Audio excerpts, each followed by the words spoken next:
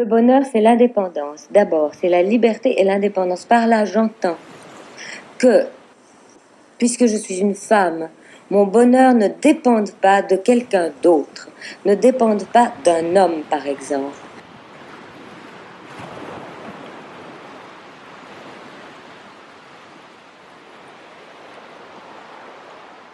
Je pense qu'à partir du moment où mon bonheur dépend d'un homme, je suis une esclave et je ne suis pas libre. Je suis le type de l'esclave.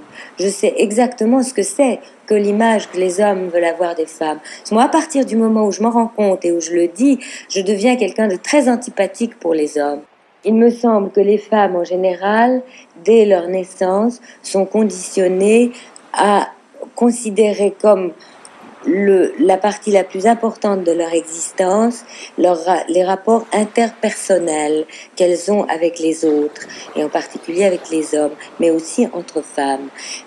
Les hommes sont immédiatement, eux, conditionnés à s'appuyer sur autre chose que leur rapport interpersonnel, sur une œuvre, sur un travail, sur le fait de gagner leur vie. Il est évident, par exemple, on se posait la question, pourquoi est-ce que les femmes ne sont jamais de grands artistes? Pourquoi est-ce que depuis la nuit des temps, on parle de Michel-Ange, de tout ce qui est art dans notre civilisation est le fait des hommes et pas des femmes? Alors, les femmes peuvent et pensent qu'elles sont moins douées, moins intelligentes, que le génie est une chose qui ne leur appartient pas. On peut décider que les femmes sont inférieures. C'est une décision qu'on peut prendre, c'est une décision raciste. La question est que les femmes veulent se prendre en main elles-mêmes. Elles veulent faire... un peu de racisme là-dedans. Où est le racisme ?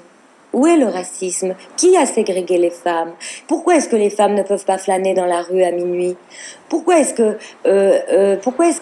les hommes peuvent flâner à toutes les heures de la nuit? Qui commet les viols? Est-ce que c'est les femmes qui violent les hommes? Qui fait la ségrégation? Qui tient tous les journaux politiques? Je ne parle pas des journaux féminins qui vous apprennent la mode et la couture, mais je parle des journaux politiques qui sont entre les mains de qui, d'une façon générale? Des hommes. Elles sont conditionnées à être toujours au service de l'extérieur, quitte à se maquiller d'ailleurs et à tout faire pour les autres, pas pour elles-mêmes, mais pour être acceptée par les autres. J'ai les mains qui tremblent, je ne suis pas à mon aise parce que j'ai trop à dire, il y a un trop-plein.